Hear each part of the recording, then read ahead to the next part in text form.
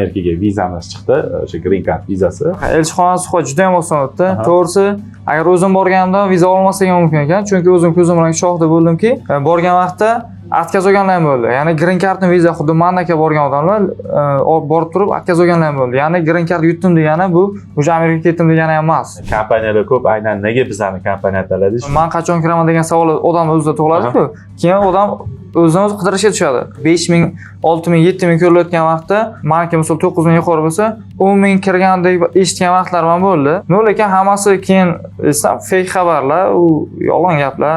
O'zim viza olib chiqdim, o'zim shunga guvoh bo'ldim. Hammasi Amerika elchixonasi tomonidan belgilangan ochiqlik bo'yicha kirar ekan.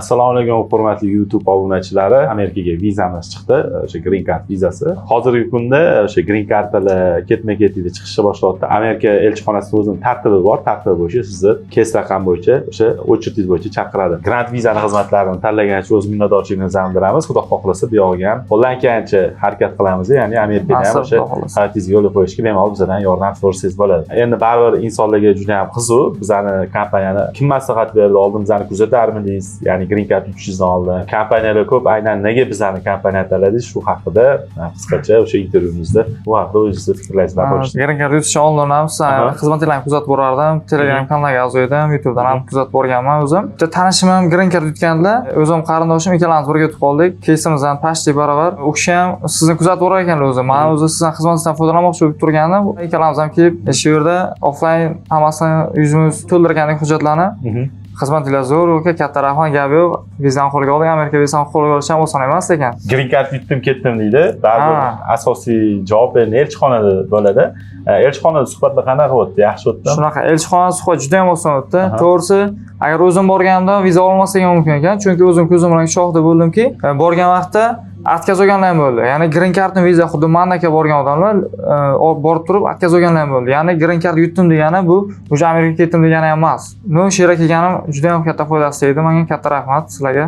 Bo'ldi. Xudo xohlasa Amerikaga borganda nima qilmoqchisiz? O'qishingizni davom ettirasizmi yoki biron bir ish o'sha ko'zlab qo'ygan joyingiz bormi? Xudo xohlasa Amerikaga borgandan keyin ham dars o'qishimni davom ettirib, undan keyin ishlamoqchi niyatim bor. Sizda o'sha mana 3000, 4000 ga kelganda qanaqadir hayajon bo'ldimi? Meni chaqirarmikin, yo'qmikin? Bitta gruppada aytishyapti, что 5 millionlik kiryapti-da, siz misol uchun 9 millionlik kessiz. U gruppaga yozasiz. Men 9 millionlik kesman deyapsiz. Ya'ni 5 millionlik kirayotgan uni bu sohada yaqinda kirgan odam biladi, что kes raqam bo'yicha hal qilish. Aytasiz, men 9 million grant vizada siz to'ldirolmadingiz deyapti-da, o'sha fikri bizib qo'yapti. Bo'lmasa u inson biladi, o'sha paytda 5 milliondan aniq qilyapti. Men kim murojaat qilsa, kim telefon qilsa 9 mingni hayotda kirgizmaydigan paytida o'zini siz ham mana muddat keldi kirdingiz. Shunga fikringiz qanaqa? Misol uchun asosan o'zi kes raqam bo'yicha kiritiladi, lekin bundan oldin kirish mumkinmi yoki bundan oldin kirganlar bo'ldimi, eshitgan joyingiz bo'ldimi? Shu haqida ham biroz to'xtalib o'tsangiz. To'g'risini aytadigan bo'lsam aka, 3000, 4000 kiradigan vaqt bo'ldi-ku, bari odamda hayajon bo'ladi. Green card yutish ham oson emas. Men qachon kiraman degan savol odam o'zida tug'iladi-ku. Keyin odam o'zini o'zi qidirishga tushadi. Kim qachon kiryapti, kim qachon kiryapti. Shunaqa eshitgan vaqtlarimda, meniki misol 9000 yuqori bo'lsa, 10000 kirgandek eshitgan vaqtlarim ham bo'ldi. Yoki 5000, 6000, 7000 ko'rilayotgan vaqtda o'sha 10000 gacha SMS kelgan, elektron pochta SMS keladi-ku, shunaqalar kelgan degan xabarlar bo'ldi. Lekin menda kelmagandi hali. O'sha menda hayajon nima, men telefon qilaman tanish bilishga shunaqa deb. Menga ham aytishganlar bo'ldi. Sen grant viza to'ldirganmisan, shunaqami? Men aytdim, ha, grant viza to'ldirganman. Lekin hammasi keyin esam fake xabarlar, u yolg'on gaplar. Hammasi pasosi ochirat qo'ygan. O'zim viza olib chiqdim, o'zim shunga guvoh bo'ldim. Hammasi Amerika elchixonasi tomonidan belgilangan ochirat bo'yicha kirar ekan. Konkurent kompaniya endi o'zini konkurentni bilmaymiz.